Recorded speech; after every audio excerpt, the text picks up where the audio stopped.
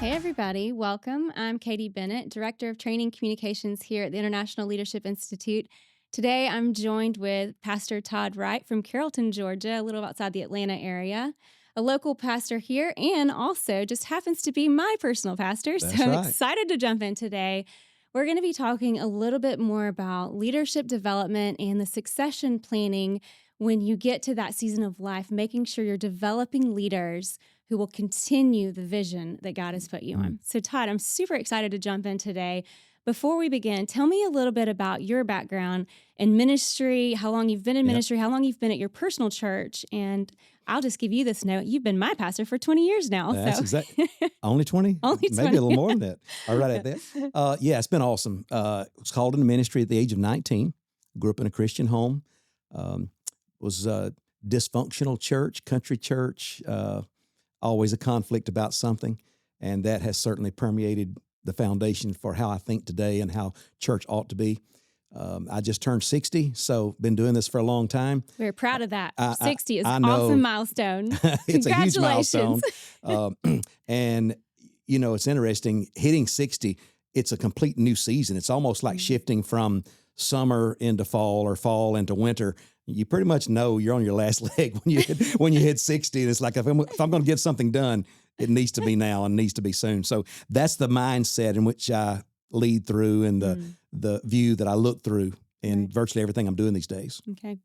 And how long have you been pastor at Midway? Been pastor there 28 years. Okay. So total of 40 years in ministry, 28 of those in the same church. Okay. So you have some experience under your belt then to talk about this leadership development. Yep. And specifically, Todd has actually stepped into a season of transition. So he is entering into the legacy years. And so I want to talk about today that process of what that succession planning meant for you personally and your church and the process of how that came about. And in that, help us understand how we as leaders, how important it is for us to Sure. continue that growth and leadership development in those following us in our footsteps. So, first of all, talk a little bit about that succession planning process and how it came about. I think it's a huge component that's completely missed in most leadership settings, especially in the church. I'm a visionary leader. That's my passion. That's my drive. That's the type of leader I am. And that's so foundational in biblical leadership all the way through. God gives you vision, and he calls out leaders to go and change history by implementing that vision and doing what he's called them to do.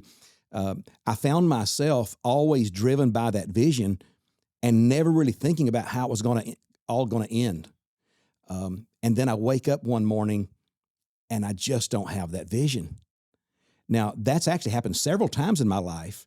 And, you go before God, you pray, and, hopefully you get fresh insight, fresh renewal. But then I came to a point where it didn't happen. Mm. And things were going great.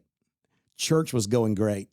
But I just had nowhere to lead the church. So that's how I stumbled into this concept of intentionally transitioning. It wasn't a thing I planned my whole life. Right. So that's what took me there. I love that you used the word intentionally planning because Yeah. I think something that we love to teach through the History Makers curriculum is finishing well. Absolutely. And so many leaders we see fall off the deep end and not finish well. So this intentionally planning, that's a huge phrase Yeah. that's probably a miss with many. Well, and one of my mentors many years ago, everybody knows the household name John Maxwell, but he said in a conference he was teaching, there's no long-term success without succession. Mm-hmm. And I was in my 30s when I heard that statement, but it just kept resonating as time went on. And when I woke up one day and just didn't have vision as to where to lead the church, I had two thoughts on my mind at that point. What's next for the church? One was help get our church out of debt. We had a fairly sizable debt at that moment, and it was who's going to take my place after I'm gone? And that was 6 years ago. Wow.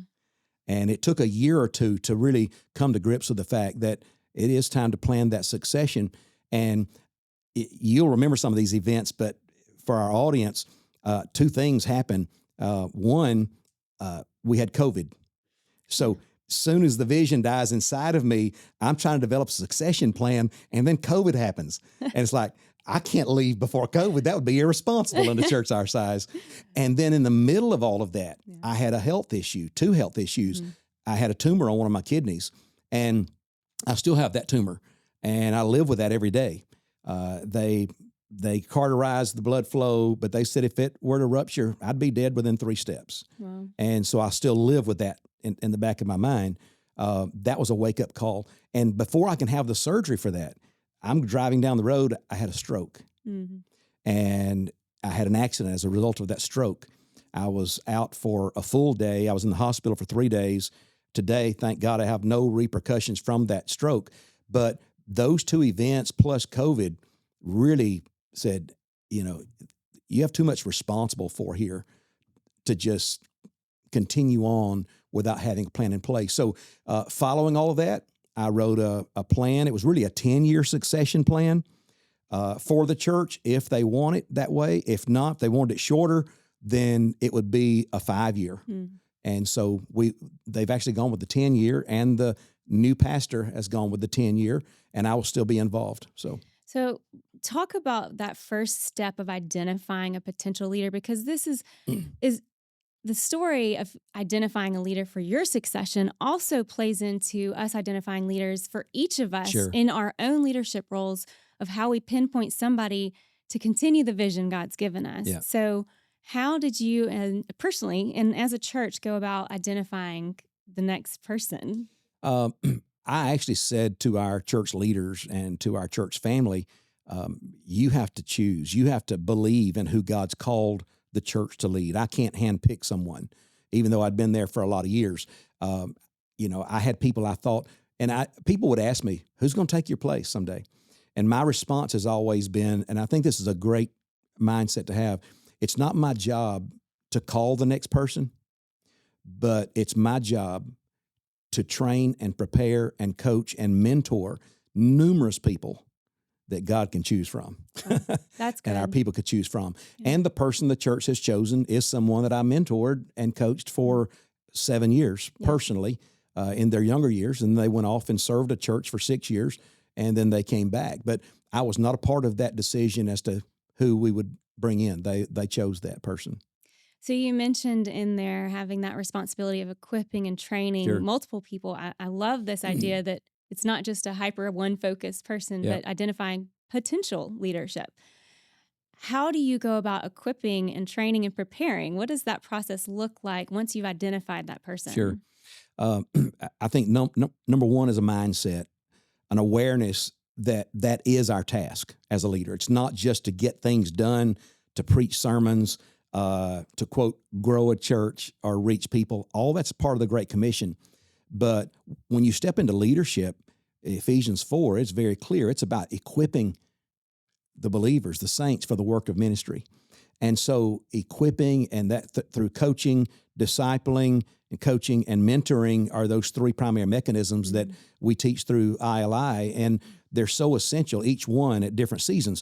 I always look for a person that I can see God's hand on. There's a sense of hunger. I also look for basic character and work ethic. You can just tell, is someone doing this because it's the new thing to do? Are they doing it because they want a job? Are they doing it, to be known? I mean, there's a lot of reasons we do stuff, but you can just tell over a period of time the people who just keep on serving and they just keep stepping in to new territory and are willing. So I look for that. I also have tried to build a culture, and culture is so key in an organization, a church, and every organization.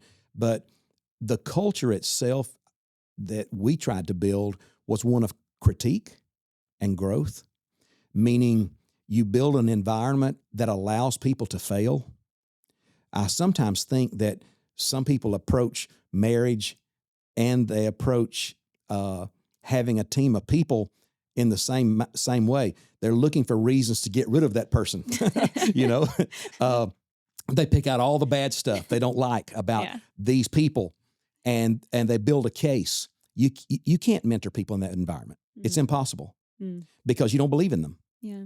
I look for the smallest good thing, the smallest good quality, and begin there. And do people sabotage themselves? Yeah, all the time. But my goodness, I've sabotaged myself many times, and I'm glad I had people patient with me. Mm. So building that environment has been huge for us. Mm-hmm. So we have critique times. I had to start by building that for myself because it's hard to critique some people. I've never found a person who loves to be critiqued, not one in the universe. So I started out having a team of younger people, most of whom were not even born when I started preaching. Wow. And after I would preach, I would get them to critique my sermon to my face. Tell me what was wrong with that. Tell me how I could communicate better. Tell me how I can make it better for the next service or the next time. And so once we did that for a while, and one of them was one of those people was the individual who's speaking next, then it created a better scenario for us to turn the table, and they could be more receptive to it. So there's small things to do along the way to critique, to help develop, and you do that for enough years, it becomes a mindset. The culture. It builds the culture. And I'm sure in turn, you as a leader have felt growth from teaching moment. Absolutely. Absolutely. We have a teaching team today. So 10, 15 years ago, I was doing all the teaching and preaching at Midway Church. And even a large portion of that, we had 3 services on Sunday morning, and I was worn out, and I still did all of them. The church thought I should be the one preaching every sermon. And today we have a teaching team of about 4 or 5 people. And I'm preaching this coming Sunday, first time in about 6 weeks, And that's part of that potential leadership that you helped develop and pour into, and really, in a sense, helped the church. And as leaders, it can help whatever you have under you, people following in part of your vision, running with you, not be attached to you as the leader, but be attached to the vision, because now they realize that it's not about you as the pastor or you as the leader in that slot. And as a leader, you have to work at that constantly. I call it deconstructing the God complex, because one of the biggest traps of leadership in any realm is to begin to think everything is about me as the leader. Right. And it's a natural outflow. When you're in charge of something for a long period of time, that's just the natural outflow. So I've had to intentionally do things through the years. I've got an ego like everybody else. I love my ego stroked like everybody else, and love to be told how awesome I am. And, my mom always was telling me, I wish I was as good as my mom always thought I was. But I've learned if I don't perceive myself as good as my fans think I am, I don't have to accept that I'm as bad as my enemies think I am either. So it's a good that point always of view. helps. Yep. Always helps. That's good. Well, I want to expand a little bit on the mentorship that we started to talk about, because we teach in the History Makers curriculum about multiplication. It's one of our 8 core values here at ILI. And through that multiplication, you've already mentioned the 3 arms that we go into with discipleship, coaching, and mentoring. And so mentoring being that 3rd arm really, to me, speaks into succession and leadership development, pouring into the next set of leaders. So how do you personally go about mentorship in your life, both for you as a person, but also for your church? How does that come into play in culture of your church? Yeah, this has several layers to it. One is it's hard to mentor somebody that doesn't want to be mentored. I'm not going to spend time with someone talking about an issue that they're not interested in changing. So my number one philosophy right now, I'm intentionally mentoring pastors, younger pastors. So my philosophy is I'm looking for the pastor who's looking for me. And so I don't go around really making a lot of phone calls, sending texts. I'm looking for the person that's hungry and that asks me, because those individuals are going to do something with what they learn. So that's my number one philosophy. Second is I ask them to come with the agenda. I don't know where you want to go. You tell me where you want to go. You tell me what your biggest challenge is, what your biggest weakness is, what your biggest struggle, your biggest fear, your biggest dream, what's next in your church, what's next in your journey or your marriage. And so that's where I begin. I have, as of this week, I have 11 guys Okay. that I'm intentionally meeting with about once a month. Wow. And it's all about where they're going. Their churches are all different, different sizes, different denominations. Their ages are different, the individuals, but each of them, they bring the agenda. And we just sit and talk. They ask questions. And if I don't have the answer, I try to go help them find the answers and help them think through things, develop a strategy and a plan. So that's interesting that you've actually stepped outside of the succession of your own church and your position as a pastor to actually help succession of local pastors and those around Absolutely. you. And you mentioned specifically in our church, I mentor men, and I will do that, spend time with people. I mentor young leaders. I love young leaders that are in any realm. Doesn't have to be church life, because I know what it's like to have a desk and a name and a sign and be oblivious to what I need to be doing. And I'm drawing a paycheck, and sometimes you're sitting there waiting for the phone to ring, or, how do you become intentional? How do you plan? How do you dream? What's the strategy to take the organization or church or department through a process? And it just puts your finger on the pulse of what's needed. I know what it's like to not have a clue. But if I can hear a person's questions or fears or frustrations, I can usually help them identify that. And I love helping that. So to you, a key area of mentorship to hone in on is that personal touch, that intentionality of each one's relationship as different and unique. It is. So to help them grow. Yes, pastors, men, and young leaders. That's really my focus. But they have to own the process and journey. I'm here to help them become the better version or best version of who God's called them to be. I love that. And I love the intentionality of letting them come as well and owning their half. I think that's a big, we talk about in our material, it has to be an established relationship. Sure, it does. Just like you said, it's not something that just, don't and want it. And it almost has to be someone who's excelled at something. But nobody's a master at everything, but if somebody's going to mentor, they've got to be good at something. Right. And to pass it on. And many years ago, I had no one. In my 20s, I had one pastor, then there was a moral failure, and he disappeared. Outside of that, literally, I went years with no one, and that's when I connected to John Maxwell, and that's sort of the passive mindset. There's good material out there, like these podcasts, books. There's so much good stuff. The best masters in the world of various subjects are all out there. And if you're hungry enough, you can find them and they can change your world. That was going to be one of my questions, is how you have felt mentored over the years. But it's a very good point that sometimes you don't have that mentor. And that's a part of the fuel that fuels me today. I went all those years without someone. Now, I had a couple of mentors, Dr. Larry Reeser. He was the founder of an organization, Global Focus, and he's very familiar with the International Leadership Institute also. He's now retired and in Connecticut. He intentionally walked into my office as a stranger and said, "I want to be your friend."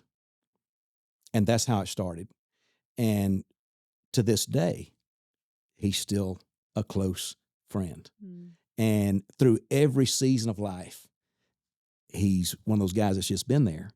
And sometimes being a mentor is nothing more than having someone who loves you when they find out the worst about you. Oh, yeah. That's someone. Close relationship. Oh, my goodness. Yeah. And belief.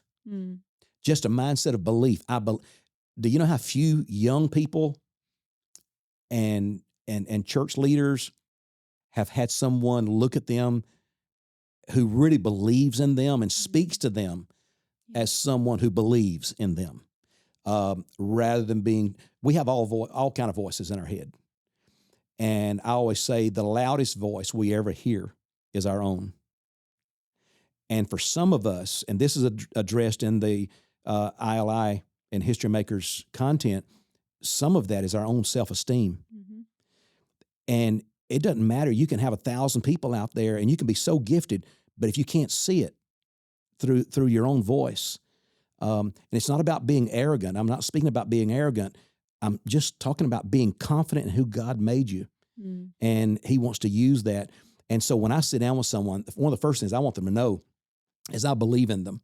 I wouldn't be spending time with them if I didn't. Yeah. And that makes a lot of difference. And that's what the couple of people, Larry, another man named Bob Keller, was a layperson, almost twice my age. I think he's 87, so not quite twice. He's 25 years or so. He's 87 years old now. Yeah. We talked on the phone 2 weeks ago, and he still asks me, and he still believes in me. And I was just a young guy, and he was in the church, but he would speak truth to me, but not threatening. He would speak harsh truth to me as a young leader and pastor, but I always left there feeling like he was my friend, and that was a unique gift. So speaking on this mentorship, and you really touched on something I want to see if you can help me with, because I know there's leaders that are listening today who are struggling with that confidence. Yeah. How do we talk about succession planning and developing the next leaders when we're struggling with our own confidence? Sure. So have you battled that along the way in this succession planning and developing your next set of leaders? And how do you overcome that? Yeah. I don't have an exact strategy, but I know the power of the Holy Spirit is number one, because there's a sense of boldness.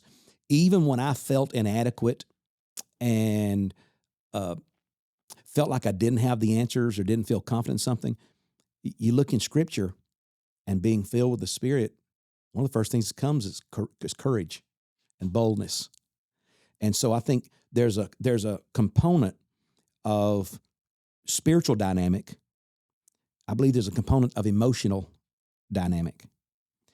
Some of us get beat up and battered and bruised internally, and we can look confident on the outside, but be so broken, scarred, and wounded on the inside, and it hinders our ability to be bold in doing what God's called us to do. So I think the way I learned it many years ago was the phrase that Mark Twain uses, if a cat sits on a hot stove, he'll never sit on a hot stove again. But he don't like cold stoves either. And the concept is we have a bad experience in something and our confidence goes down immediately. We feel like a failure. And we never want to go there again. But if you're going to lead, you have to.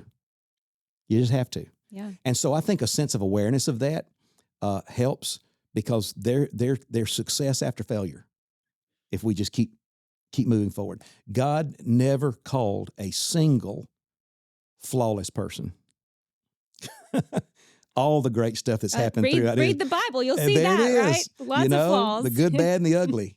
And we all have them. Yeah. And it's learning how to manage those things that makes a lot of the difference when it comes to confidence and self-esteem, accepting who God made you to be and living in that, embracing it, being transparent about those things, but then be bold about the vision.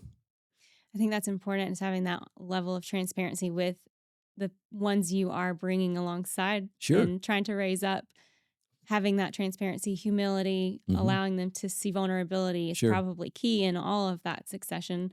One verse I wanted to mention is a foundational verse for us at ILI, and what we teach is 2 Timothy 2:2. And the things you've heard me say in the presence of many witnesses, entrust to reliable people who will be qualified to teach others. This is Paul talking to Timothy. So a key mentorship relationship that we see. He's passing the baton, so to speak. In your experience, what does it look like to pass the baton? What is the actual prepared? What are you doing? What does it feel like? What does it look like? What are you passing off? Well, I'll say it's tough, but for both. Kevin, who's going to be my successor and is my successor, he's 37 now. And here I am 60. And we had the conversation when we entered in this at Midway as co-pastors for 3 years, and there's 1 year left in that process, there's only two ways this can go wrong, and that's you or me. Mm-hmm. Just two. The church has already accepted my proposal. The church has already officially called him outside. So the church is good. Yeah. And now it's you and me. We have to manage this relationship. Mm-hmm. There has to be an intentional process of handing off and an intentional process of you stepping in. So the biblical analogy that I have used, neither of us really like it, but we can't think of any way better, is we say, I have to become more like John the Baptist. He has become more like Jesus. I've got to decrease and he has to increase. Uh-huh. So I had to look at him he's the younger guy. So Mm-hmm. I had to lead the way. And I said, look, there are things in this transition that only I can do. Mm-hmm. And I have to manage those. I have to intentionally let go of some things and defer. And so we decided that I would continue to be directly involved in anything that had begun while I was there, initiatives, campaigns, whatever. So I wanted to help finish well with all those things. Anything that is like immediately right now, we both will do together. Anything related to the future, he owns it. Mm. So if it's futuristic in nature, even if it means undoing a lot of the stuff that I've done, Mm-hmm. I had to say to our staff, first day, 42 people in the room, I had to say to our staff, don't ask me ever what I think about something that Kevin has proposed. Wow. Never come behind closed doors and ask me, what do you really think of that? Because I'm telling you, if he initiates it and says, this is where we need to go, I'm for it. Even if it's direct opposite of some of the other things that I may have initiated in the past. I'm no longer the leader in charge of the vision. He owns the vision. And so I've had to say to Kevin, you cannot be intimidated by my tenure, by my large, massive footprint of 28 years. Mm-hmm. And you get a big footprint when you lead somewhere 28 years. I'm going to do my best to tone it down and step away. But you have to be willing to step in and step in boldly without feeling like I'm over, my shadow's hanging over you. And he is doing that. He spent the first year almost every time he would preach saying something nice about me somewhere. I said, stop it. You got to quit that stuff. That's also his character. It's his character. He's such a gracious guy, but he's doing such a great Yeah. job, and he's a bold leader and is doing exceptional. So the first year, I would still be fairly involved with a lot of things, but today I don't attend any staff meetings at all. Haven't this year. We have a lead staff meeting that I'm a part of, but I do not lead that. I do not speak at that unless I'm asked. Mm-hmm. I'm in the room to just as point of reference and to be a support to Kevin. And soon I'll stop attending those. Mm-hmm. So it's been a gradual process. I think what I heard was one thing to watch out for. A pitfall might be lack of strategy, lack of clear focus That's set a good word. at the beginning. Yeah. It sounds like you guys really laid the framework. Clear expectations. And I think when that's not there for succession planning, you're not really going to hit the mark. You're not Yeah. going to hit that target. And that's what we want to do as leaders, is to finish well, because we have planned and strategized and clearly set that expectations for the next leader. And I think that succession planning is successful when you are able to do that. And speaking personally from my vantage point as a member of the congregation of that church, benefiting from this succession planning, we have seen a very smooth transition already. Very seamless integration of Kevin coming in and feeling like he quickly owned that position, and not in a very humble way. Yeah, so I sure. think that's also important to see the next leader coming up, not, like you said, not feeling like they're overpowering or anything, Sure. but it is a humble ownership of that position. And to be able to say that you gave him that authority and you initiated that with that expectation is huge. Well, it all comes down to another key principle with History Makers material is stewardship. Mm. We talk about time and money and gifts, spiritual gifts, and all those things. But when you're a leader, it's not my church. Right. It's not my church. Our church was founded in 1847, so we just celebrated 177 years or so. It's not mine. So I am a steward, not only of the church entrusted to me for this season, but also the giftedness and influence. Leadership is influence. Mm-hmm. I have to manage the influence God's given to me. And at this point, it's about helping diminish that influence and build the influence of a future leader. And so just being faithful in that process, and really excited about the future. Believe our best days are ahead because of some of that. I think that stewardship is a calling for each of us as leaders. It As is. you step into whatever leadership position you are in right now, I would challenge everyone listening to this podcast right now that to think strategically about the future. Yeah. And whether you're just getting started in your leadership role, be that ministry or corporate or wherever, as a parent, wherever your leadership role is, to think about the end Sure. and how you want to finish and finish well. And we know that that's not easy to do without intentionality. Yeah, I always laugh and say, everybody wants a funeral where people say nice things about them. But we need to give them a little something to work with.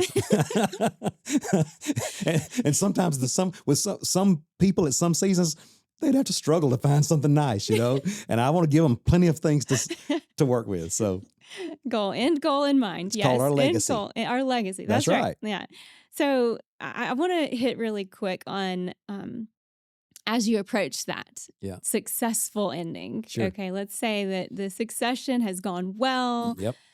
And you are foot out the door. What does that look like for you? What is the celebration? What does that? Well, we have a plan for that too. Okay. It needs to be a strategy for everything. We're having a big party, aren't we? That's exactly right.